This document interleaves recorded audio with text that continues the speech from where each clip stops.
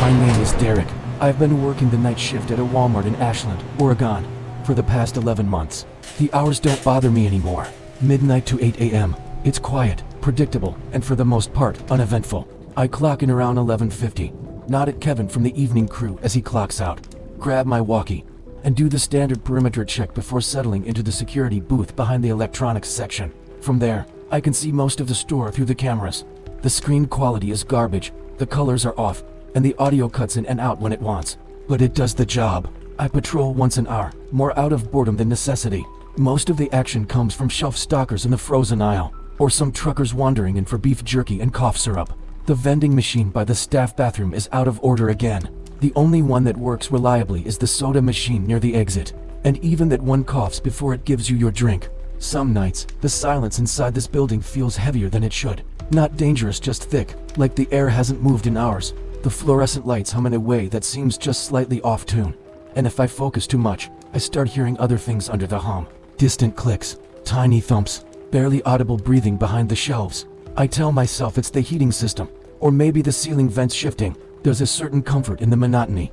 The automatic doors wheeze open and shut like they're breathing. The intercom makes a sharp crack every so often, even though no one uses it after midnight. I've stopped reacting to those sounds. They belong to this place. But there's one thing I haven't gotten used to. Every night, almost without fail, at exactly 2 a.m., a man walks into the store. Same face, same clothes, same gait. He moves slow measured, almost like he's gliding, but not in any graceful way. He wears a dark blue hoodie with the hood up, even in the summer. Baggy jeans, brown sneakers that seem too clean for someone walking at this hour. His hands stay in his pockets. He never speaks to anyone, and he never buys anything. He enters through the front like any customer, nods toward the camera as if he knows where it is, and then disappears into the aisles. At first, I thought he was just a regular night owl. Maybe someone with insomnia or a strange routine. Maybe he was casing the place, waiting for the right moment to shoplift something. I reported him to management during my first week, but they brushed it off. As long as he's not stealing or bothering anyone, they said, let it go. So I did, sort of. But the thing is, I started noticing patterns. He always walks the same path, straight to L17, lingers there for exactly 6 minutes, then circles round to the toy section, pauses near the bicycles, and finally ends up standing still in front of the TVs on the back wall. He never touches anything. He doesn't even seem to be looking at the products, just facing them, like he's waiting for something. When he leaves, he uses the same door he entered through, always by 2:28 a.m. Last week, the cleaning guy Luis asked me if I'd ever talked to the hoodie guy. When I asked what he meant, Luis shrugged and said, you know, the quiet one who walks around like a ghost. That word stuck with me. Ghost. He's not translucent. He doesn't float. He's just a man. But there's something about the way he moves. The way his presence doesn't register until he's almost past you. Like he absorbs the space around him without really being part of it. Luis said he tried saying hi once, but the guy didn't even blink, just kept walking. Like he didn't hear me, Luis muttered. Or like I wasn't even there. I didn't respond. Truth is, I've tried watching him more closely, but every time I think I've figured something out, he slips behind a shelf where the camera feed glitches for a second, just enough to miss a step. One time, I watched him on screen walk past L10, but when I looked up from the monitor, he was already at the far end of the store. There's no way he could have moved that fast. I thought maybe it was just a lag in the system, but it keeps happening. It's now 1:53 a.m. I'm writing this on my break, sipping bad coffee from a paper cup. The cameras are all showing static for a split second every few minutes. That's new. I don't feel tired, but my skin feels colder than usual. Like the air around me is slightly wrong. In 7 minutes, that man will walk through the automatic doors again, and I don't know if I want to see what happens if I decide to follow him this time. He showed up again last night, right on time, 2 a.m., like clockwork. I had the cameras focused this time, switching angles faster than usual, trying to track him from the moment he stepped through the front doors. He didn't look at me, didn't glance toward the booth like he sometimes does. Just walked in with that same slow, deliberate pace, hands in his hoodie pockets, head slightly tilted down. The automatic doors barely had time to open fully before he was inside. I tried following him with the feed from Camo 3, the one facing the seasonal items, but before he even reached the first intersection of aisles, there was a second of static. When the image returned, he was already halfway down aisle 6. That camera has no blind spots. He couldn't have moved that fast unless he sprinted, and even then, the motion sensors would have lit up like a Christmas tree. He didn't pause near the cold drinks like he usually does, didn't slow down in the toy aisle either. He went straight to aisle 17. That aisle, for context, is where we keep home maintenance stuff: batteries, light bulbs, a few extension cords, some off-brand tools nobody buys. There's a flickering light at the end of it that maintenance hasn't fixed in months. I remember filing the work order myself. Nobody likes stocking that section because the buzzing from the light gives you a headache after 5 minutes. He stood there, under that flickering light, for exactly 6 minutes. I timed it. Not browsing, not checking prices, just standing there. Sometimes he tilts his head, like he's listening to something I can't hear. Other times, he just stares at the pegboard wall, at nothing in particular. Last night, he raised his left hand halfway, then lowered it again. No clear reason, just movement. I zoomed in on the screen. His face is always hard to see. The hoodie casts a shadow that makes his features blur on camera, but for a moment, I thought I saw his mouth moving. Not talking, more like whispering. The kind of whisper you don't use for other people, the kind you use for yourself. When I checked the time again, it was 2:06 a.m. He turned and started walking.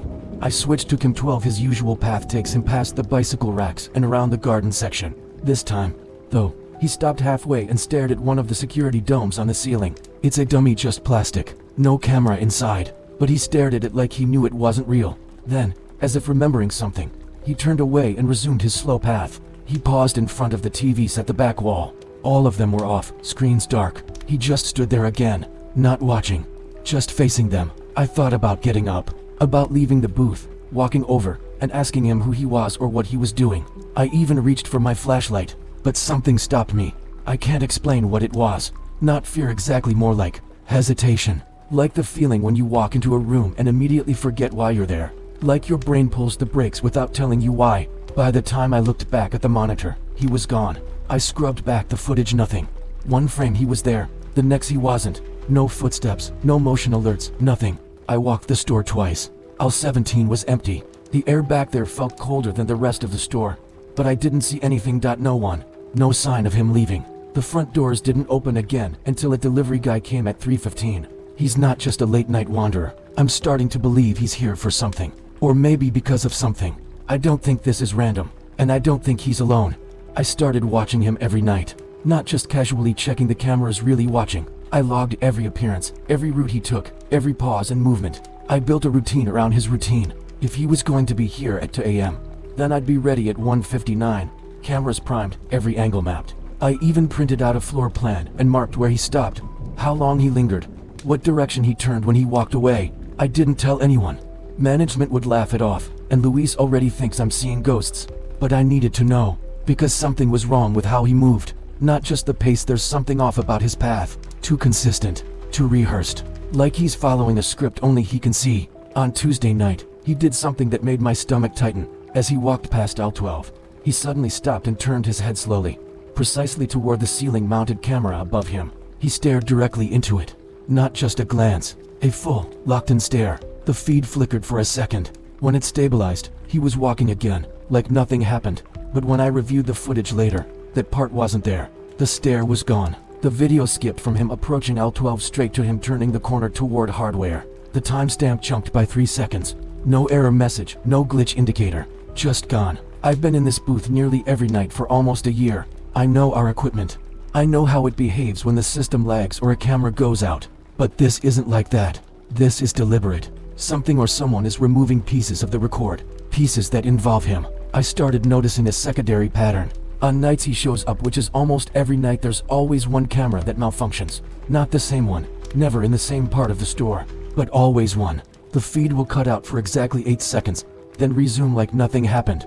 Sometimes it's a camera I'm not even watching at the time. But when I check the logs later, sure enough 8 seconds gone. I've timed it, cross-referenced the moments. And here's where it gets strange. Those 8 seconds always align with a specific segment of his walk. It's like the cameras are being told not to see him during certain points. Last night, I tried something new. I left one of the dummy cameras, the ones we use as decoys, on the shelf in aisle 17. I hooked it up to a portable DVR I brought from home, hidden in a detergent box. If the store cameras were being manipulated, I wanted a separate eye on him. Something outside the network. At 2:03 a.m., he appeared on the aisle. The feed recorded perfectly. No skips. No static. He stood under the flickering light like always, hands in his pockets. But when I watched the footage later, frame by frame, I saw something that made my throat go dry. For a single frame, just one, his face wasn't blurred or shadowed. It was wrong. Not deformed or monstrous, just wrong. The proportions didn't line up. The eyes were too far apart. The skin had this waxy, reflective quality, like plastic. And his mouth wasn't closed, but it wasn't open either. It was in between, slightly parted, frozen in this expression of distant awareness. Like he was mid-sentence but not speaking. Then, the next frame, he was gone. Just like that. No blur. No exit. The frame showed the aisle empty under the flickering light. The same detergent shelf in the corner. But the DVR was still running. I know it didn't shut off. I checked the battery. I checked the timestamps. It kept recording for the next 20 minutes without issue. Which means he didn't just leave the aisle. He left the frame. I've watched that single second of footage over and over. And every time I do, it feels like the temperature drops. Not just in the room, but in my chest. Like my body is reacting to something my mind hasn't caught up to yet. I'm not just watching him anymore. I think he knows I'm watching him too. I couldn't sleep after that. Went home at 8 a.m. like usual. Poured some cereal. Turned on the TV for noise, but my brain wouldn't let go of that frame. That face. It burned into my mind like an afterimage. I closed my eyes and saw it under the flickering Walmart light. Still and silent and slightly off.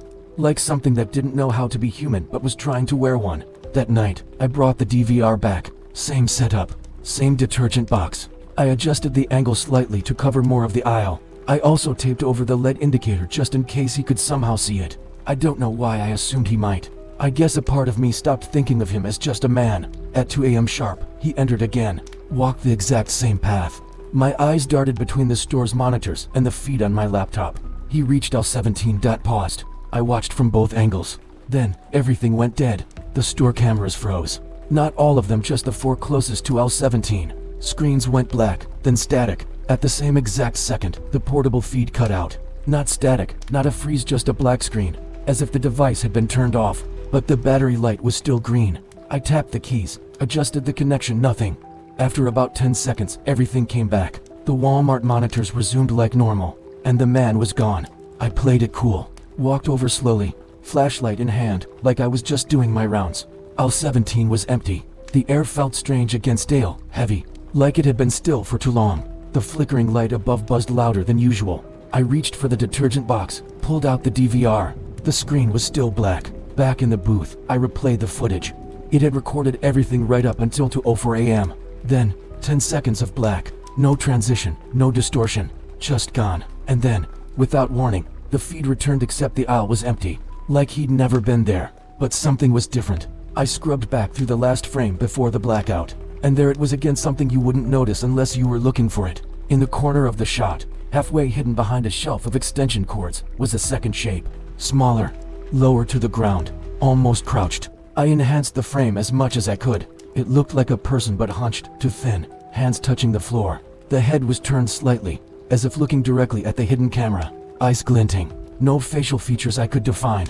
Just 2 reflections in the dark. Then black. There had never been a second figure before. I checked the store's official footage. Same pattern, 1 camera blinked out for exactly 10 seconds. But on the frame before the cut, if you really looked, you could see a faint shape in the mirror display near aisle 16. The hoodie guy standing still and something else reflected just behind him. Not a shadow. Not a product. Something moving. I tried to convince myself it was a trick of the lens, a glitch. Maybe the system looping footage weirdly. But deep down, I knew better. The man never walks past aisle 17. Never turns right toward the freezer section. Never deviates.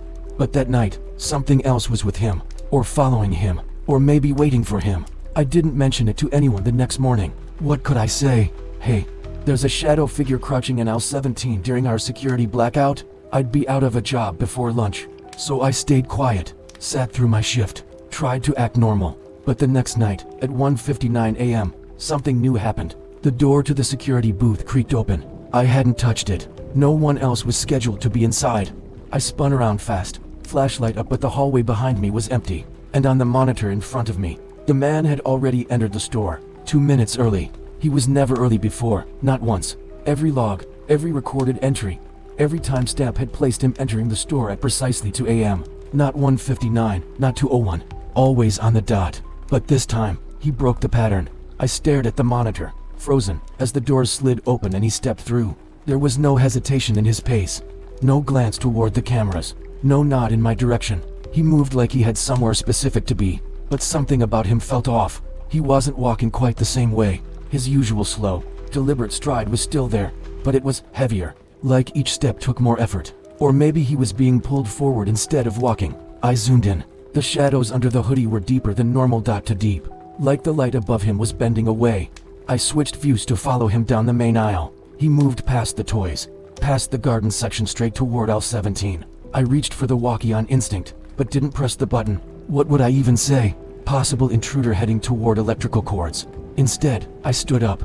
I don't know why. Maybe it was reflex. Maybe I was done sitting behind a screen. Maybe I just needed to see him for myself, see if he was real. I took the long way around, avoiding the main path. Came in through the side of the health and beauty section. That aisle was always dim, like the motion lights hadn't fully caught up to my steps. I could hear my own breathing too loud in my ears. Every step I took felt like it echoed through the entire store. When I reached the corner where the detergent met aisle 17, I stopped and peeked around the shelf. He was already there, standing in the exact same spot as always, under the same flickering light. But this time, he wasn't alone. There was a cart in front of him, an empty one. The wheels were turned outward slightly, like someone had just let go of it. He wasn't touching it, just standing behind it, both hands still in his hoodie pockets, head tilted slightly down. And then, slowly, he looked up. I didn't think he could see me. I was behind a corner, partially shielded by a display of mouthwash, but somehow, his head turned just enough to face me directly. No fast motion, no jump scare, just a quiet, deliberate alignment, the kind that makes you feel like you were expected. We stared at each other. I couldn't see his eyes, couldn't make out a face beneath the hood, but I could feel it. That dense, static pressure, like something invisible pushing down on your chest. Then, behind him, something moved, low to the ground, a quick shift in the dark space between shelves. I blinked and it was gone, but I know I saw it, a shape, the same hunched silhouette from the DVR footage. Closer this time. I stepped back, not out of fear, not yet. It was instinct, like pulling your hand away from a burner even before the heat registers. I moved back around the corner, hard hammering. When I looked again, he was gone. So was the cart. I checked the aisle. Nothing. Not even the usual scuff marks from the wheels. I walked it end to end, slowly, flashlight low. Nothing out of place. But the light wasn't flickering anymore. That's when I noticed something else. On the pegboard where we hang extension cords and plug adapters, there was a gap. One of the hooks was empty. Not just missing a product, the entire metal hook was gone, like it had never been installed. I checked the others. All intact, all dusty, but this one spot was clean wiped. That area hasn't been restocked in weeks. And yet, something had been there recently. Something had been taken. I looked around again, listened. Then I heard it. A faint rattling sound, like wheels rolling across linoleum. Far away, deeper in the store. I followed it. I followed the sound without thinking. Just moved toward it, one foot after the other, like I was being pulled. The rattling echoed faintly, always just out of reach. Sometimes it stopped for a second, then picked up again a few aisles over. Never frantic, never random. It moved with purpose, like someone was slowly pushing that empty cart through the veins of the store. The air got colder the deeper I went. Not cooler, colder. Like the HVAC was pumping freezer air through the wrong vents. I rubbed my arms, trying to shake it off, but it clung to me like damp cloth. My breath didn't fog, but I felt it in my teeth, in the spaces between my knuckles. And I knew this wasn't mechanical. There are places in the store where it always feels a little off. Everyone who works nights knows it. Near the back storage entrance, behind the dressing rooms, the corner of the dairy section. We call them dead spots. Places where the lights take longer to turn on, where radios crackle more, where you feel watched. But this cold didn't stay in one place. It moved. I reached the end of aisle 21 and froze. The cart was there, not moving, just parked crooked. One wheel turned outward like someone had let go mid-push. There was nothing inside it. No bags, no boxes. But the handle had a smear on it, like something wet had gripped it. I looked around, nothing. I approached the cart slowly, hand on my flashlight. The smell hit me first. Not strong, barely noticeable, like wet copper and freezer burn. I touched the handle with my gloved hand, still damp. That's when I heard it. A whisper, not loud, not close. It came from somewhere to my left between the shelves of the furniture aisle. Just one syllable. A breath, really? Wait, I turned fast, light sweeping the space. Nothing. No one. But the cold intensified. I backed away, flashlight shaking slightly. I told myself it was nerves, but the truth was, my body knew what my brain didn't yet. That I wasn't alone in that part of the store. That I hadn't been for a while. When I got back to the booth, the monitors were flickering again. Static bursts on 3 feeds. The feed from aisle 17, was gone, just a blue screen with nitrogen monoxide input flashing in the corner. I tapped the keyboard, tried to reconnect. Nothing. Then the intercom cracked to life. I jumped. It wasn't a voice, just a sound. Like breathing, wet and close. It lasted 3 seconds, then cut out. Dead silence after that. I stared at the ceiling speaker above me like it might open up and speak again. It didn't. I checked the intercom log. No one had activated it. No one could have. The controls are locked at night. Only managers can access them. I sat there for a while, not moving, just watching the screens, waiting for something else to break. Around 4:15 a.m., Luis came in for his shift. He noticed the chill immediately, rubbed his arms and muttered, "Feels like the freezer door got left open." I asked him if he'd ever noticed cold patches in the store before. He gave me a strange look. "You mean like the cold near L17? I nodded. He nodded back. "That place gives me headaches. Every time I mop back there, I feel like I'm gonna pass out." I didn't say anything. I don't think the cold is just a temperature thing. I think it's where they are, or where they've been.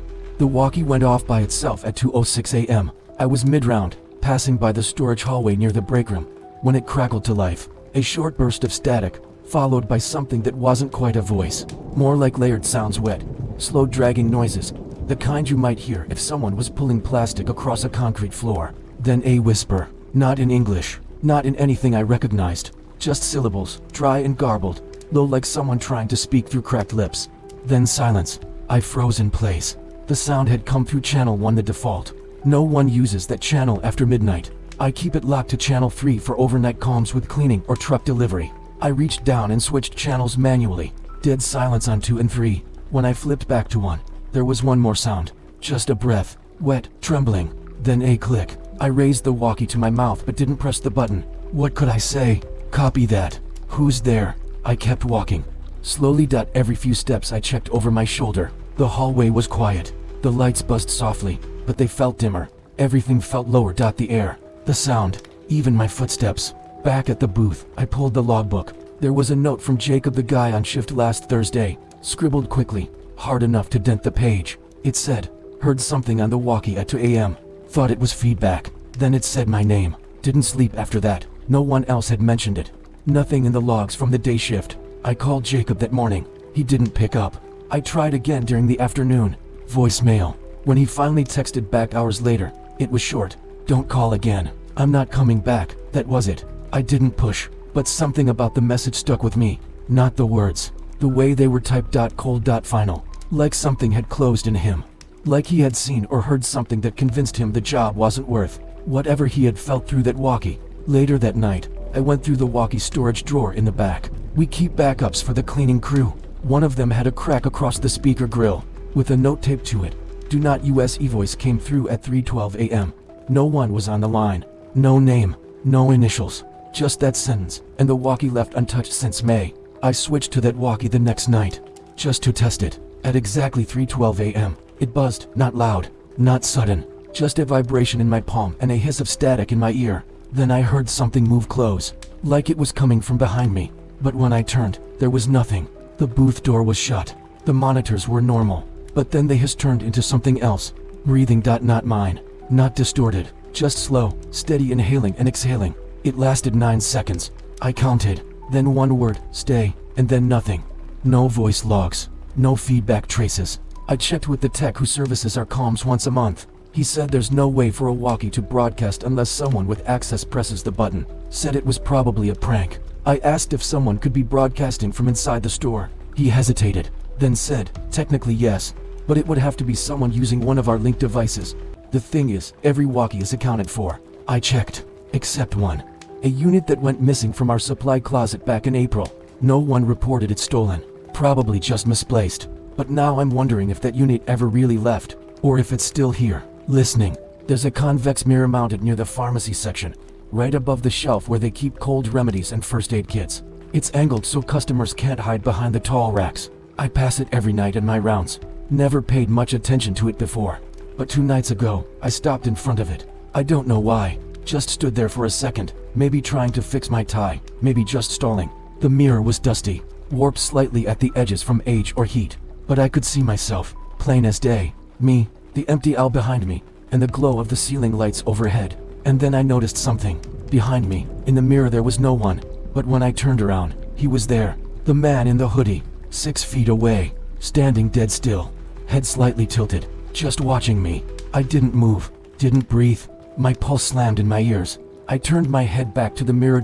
Nothing. Just me. Empty aisle. Fluorescent light. No sign of him. I looked over my shoulder again. Gone. He didn't walk away. I didn't hear footsteps. I didn't blink. He was just no longer there. I stepped forward, scanned the aisle. Nothing. The camera above me blinked red, tracking motion. But when I pulled the feed later, it only showed me standing there, staring at nothing. That mirror hasn't worked right since. It reflects the shelves, the floor, the light, but not me. Not completely. Sometimes I see a shimmer, like heat off pavement. Sometimes I don't see anything at all. I brought it up to Luis, asked if he'd noticed anything weird with the pharmacy mirror. He said he doesn't go down that aisle anymore. When I asked why, he said something strange. Last time I looked into that mirror, I saw someone standing behind me. But when I turned, the aisle was empty. I waited. Then he added, almost whispering, I think the mirror sees things that aren't there. Or maybe it sees things we're not supposed to. Since then, I've been checking every reflective surface I pass. The freezer doors, the little mirrored strip on the candy shelves, the blank screens in the electronics aisle. They're inconsistent. Sometimes they show me, sometimes they don't. Sometimes they show more than me. 2 nights ago, I caught movement in the freezer glass while I was doing rounds. Just a flicker, something sliding low across the floor. But when I looked directly, there was nothing.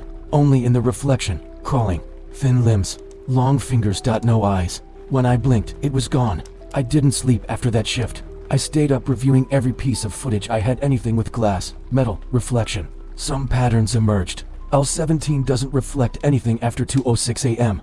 The bathroom mirror near the staff lounge stays fogged, even when no one's used it. And the mirror dome above the self-checkout stations shows a full view of the store except for one corner, the junction between aisle 17 and 18. It's just black, as if the space itself isn't being reflected, as if it's been erased. Whatever's happening here isn't just about that man anymore. There's something else inside this place. Something that exists only in the things that show us who we are. And I'm starting to think they don't like being seen. It started with a flicker on the TV wall. I was in the booth, same as always, sipping cold coffee and trying not to blink too long. 1:58 a.m. Quiet. To quiet. Then, without warning, all 14 screens on the electronics wall blinked once black, then static. No power surge, no outage, just sudden, synchronized noise. Like a dozen old televisions tuned to nothing. It lasted for seconds, then the screens went black again.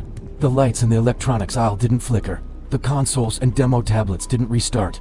Only the televisions. And then, as the clocks rolled to 2 a.m., one of the screens turned back on. Just one. It was the largest unit in the center of the display. A 70-inch flat screen, muted by default. The brand logo didn't show. No menu screen. Just grainy static, as if it had been tuned to a dead channel that didn't exist anymore. I zoomed in on the feed.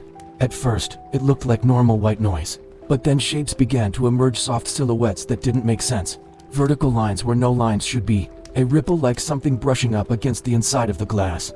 Then, a flash of a face. Not a full face, just part of one. A cheek, a closed eye, the edge of a mouth caught mid-syllable. Like someone leaning too close to the camera, caught on a frame not meant to be seen. And then it was gone. The screen returned to static, softer this time, like a breeze was moving through it. I left the booth. I shouldn't have, but I did. I needed to see it in person. I needed to know if it was real or just the cameras distorting. When I reached the electronics section, the aisle felt colder. Not physically but deeper. Like the space had thickened somehow. The ceiling lights buzzed with a rhythm I didn't recognize. Almost like breathing. The TV was still on. Still showing static. No reflection on the screen. No faint image of me approaching. It was absorbing light, not bouncing it. I stepped closer. That's when the image changed. Just for a second, aisle 17. I swear I saw it clearly, sharply, like a live feed. But it wasn't from a camera. It was from the perspective of someone standing in the aisle, looking up at the flickering light, then turning slowly toward the detergent shelf. And behind the shelf there was a shape. Pale, long-limbed, crouched low. Its arms moved like wet ropes. Its head jerked slightly, sensing something. And then the screen went dark. No static. No power down. Just off. I reached out and touched the edge of the TV. It was cold. Too cold for electronics. And it vibrated slightly, like something alive was still humming inside. I stepped back, and then, from the far corner of the aisle, I heard a voice. Small. Broken. Childlike. Are you watching too? I turned. No one there. I ran a quick sweep of the section, checked behind displays, under shelving. Empty. When I got back to the booth, I checked the recording. None of it was there. The feed showed me standing in front of a blank television wall. No static. No face. No live image of L-17. And yet I remember every detail. The air. The voice. The feeling. I don't think the TVs are broken. I think they're being used. And whatever's using them is starting to show us things we're not supposed to see.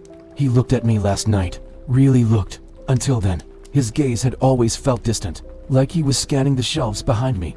Or just floating through the store on some predetermined path. But not this time. At exactly 2:03 a.m. I watched him on the monitor as he reached L-17. Same posture. Same stillness. But when I switched to the side angle, something changed. He turned. Not his body, just his head. Slow. Deliberate. He turned and looked directly into the camera. Not toward it. Into it. And for a moment, it felt like he was looking at me. Not through the lens. Not across the distance. At me. I froze in the booth. My finger hovered over the radio. But I didn't move. Then he did something he's never done before. He raised his right hand and pointed down the aisle toward the detergent shelf. The same one where I hid the portable DVR. The same one where that second figure had appeared in the corner of the frame. His arm stayed extended for a full 10 seconds. And then, without lowering it, he disappeared. One frame he was there. The next nothing. No movement. No transition. Just gone. I watched the footage back 5 times. It didn't make sense. He never lowered his arm. Never turned. Just erased. It felt deliberate. Like he was giving me permission. Or maybe a challenge.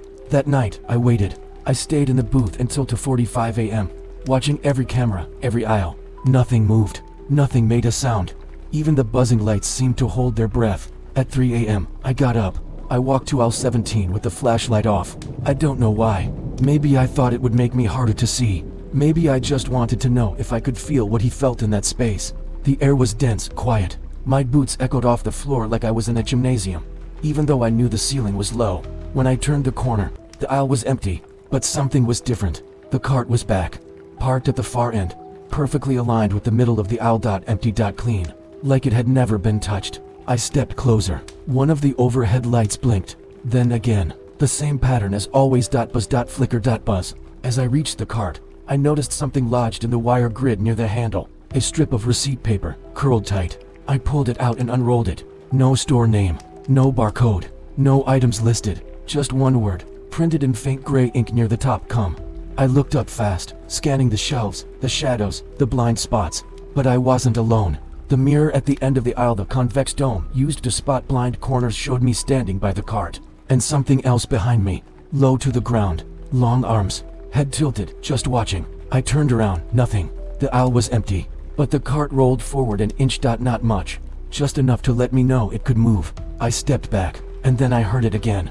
That voice. Closer this time. Come see. Not loud. Not threatening. Just there. Like a suggestion. Like an invitation. I didn't move for a long time. Eventually, I walked back to the booth, heart in my throat, hands shaking. The receipt paper was still in my pocket. I didn't tell Louise. Didn't tell anyone. But I know I'll go back. Because the worst part isn't that something's waiting for me in L-17. It's that I think part of me is already there. I made the decision around 1:30 a.m. I didn't announce it.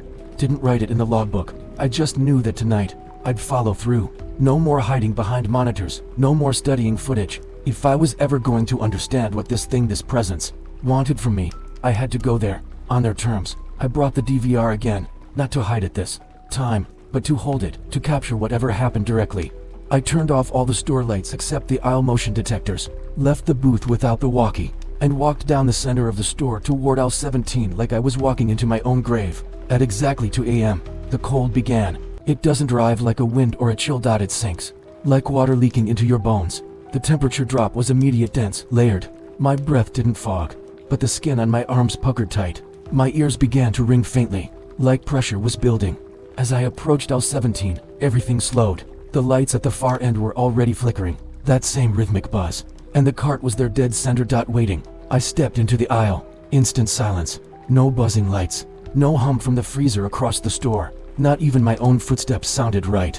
Like I was walking on fabric instead of tile. I held the DVR up and started recording. The small screen showed everything in soft grayscale: aisle, shelves, the cart. Then, something shifted. The shadows behind the cart thickened. Not darker, deeper. Like the space behind it was stretching. Something emerged from that space, tall, angular, too thin to be right. Not the man in the hoodie. Not exactly. This figure was similar in shape, but wrong in proportion. Limbs slightly longer, head tilted upward, as if sniffing the ceiling. I couldn't see a face, just the sense of one. A void where recognition should have been. The DVR screen flickered. The timestamp blinked once. And then, without warning, the figure moved, not toward me, around me. Like it stepped sideways through a fold in the air. One moment on the screen, the next beside me. I didn't hear anything, but I felt it. That presence. Cold, immense, just behind my left shoulder. I turned. No one there. But the DVR screen still showed it now, walking further down the aisle. Away from me. Slow, deliberate steps. Except the figure on the screen wasn't on the aisle in front of me anymore. It was somewhere else. Same shelves. Same layout. But not the same. The ceiling lights in the video were darker, dimmer, with faint stains trailing across the tiles. The products on the shelves looked warped, labels stretched, unreadable. And in the far end of the screen, where the mirror dome should have been, there was just a blank space. A hole in the reflection. I kept walking, matching the figure's pace. My feet made no sound. My body felt loose, detached, like I was slipping between sleep and something heavier. Then the figure stopped, and turned. No eyes, no mouth. Just the implication of a face. It raised a hand, pointed again, this time, at me, and the DVR screen went black. The aisle lights flared for a second, then dimmed. I blinked hard. Everything was normal again. No figure. No cart. Just me, standing in a Walmart aisle at 2:11 a.m., holding a blinking recorder. I walked back to the booth in a daze. When I played the footage later, my hands were shaking. It showed me entering the aisle. It showed the cart. It showed the figure. And then, for 6 seconds, it showed me, not the angle I recorded, but a third-person view, like a camera was filming from the end of the aisle, filming me from behind, my own back, my own head, barely moving, and behind me them, 3 shapes. Still. Watching. Then, black. I never filmed that angle. I don't think I was the one recording anymore. I haven't seen him since that night. No hoodie. No footsteps. No cart. At first, I thought maybe it was over. That whatever ritual had played itself out had reached some conclusion. Some final act I hadn't fully understood. But the truth is, it hasn't ended. It's changed. The store feels different now. Not all at once. Subtle shifts. The lights in aisle 17 no longer flicker. They just don't turn on at all. Not broken, just off. Refuse to activate. Even maintenance couldn't get them back online. Wiring issue, they said. But when they opened the panel, the entire circuit was clean. No faults. No corrosion. Nothing. But the cold is still there. Stronger now. It lingers even during day shifts, when customers browse shelves and music plays overhead. I've walked past families, couples, kids on scooters, all passing by aisle 17 without even glancing into it. Like it doesn't register anymore. Like it's not meant to. Luis doesn't mop back there anymore. I didn't tell him to stop. He just did. Now he avoids that aisle completely. Detours through housewares and loops back through toys. Says his stomach turns every time he gets near it. I've watched people on the monitors pause near the entrance of the aisle, stare for a moment, then walk away with a strange look. Not fear, not confusion, just a forgetfulness. Like they forgot what they came to find. Management did a restock last week. Sent a junior employee to redo the displays in 17. Kid didn't last 2 hours. Clocked out early. Told the supervisor the shelf labels wouldn't line up. Said they kept changing when I wasn't looking. Nobody followed up. They just moved him to pet supplies. And the cart is still there. Every night. No one moves it. I've checked the logs. No one signs it out. But every time I round the corner at 2 a.m., it's back in its place. Perfectly centered. Empty. Waiting. I don't patrol as much anymore. I sit in the booth, the DVR always running beside me. Though I haven't played it back since that last night. I'm afraid of what I might find. Or what might find me. Sometimes the monitor blinks. Just once. A short flicker of static across all 17's feed. A silhouette at the far end. But when I rewind, it's gone. I stopped writing incident reports. There's no format for this. No code for ghost in the detergent aisle. No protocol for reflections that don't reflect. Management wouldn't care. Or worse, they would. And what terrifies me more than the idea that no one's listening is the possibility that someone is. I had a dream last night. I was walking through the store after hours. The lights were all off, but I could see perfectly. Everything looked clean, pristine, like a showroom version of our Walmart. And then I reached aisle 17. It wasn't empty. It was full. Every shelf stocked with things I didn't recognize. Boxes with symbols instead of words. Jars that pulsed faintly in the dark. And shapes just out of sight crouched behind the displays. Waiting. The cart was there too. But it wasn't empty anymore. Something was inside, covered by a dark sheet, moving slowly, like it was breathing. I woke up before I could lift it. Now, every time I pass that aisle even during the day I glance down it, and for a split second, I swear it's longer than it should be. Like the shelves stretch further back than the store allows. Like space itself is folding there. I don't think he was a ghost. I don't think he was human either. I think he was showing me, and I think something came through.